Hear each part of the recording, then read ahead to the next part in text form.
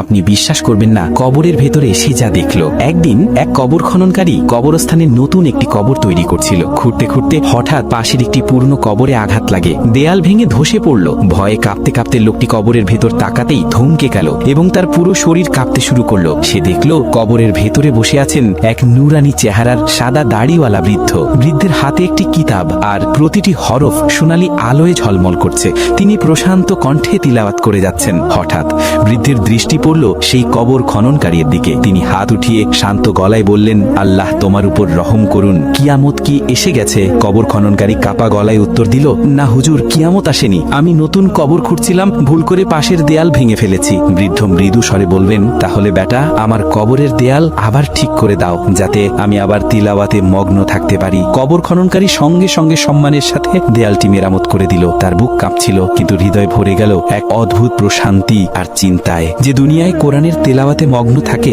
আল্লাহ তার কবরকেও আলোয় ভরে দেন।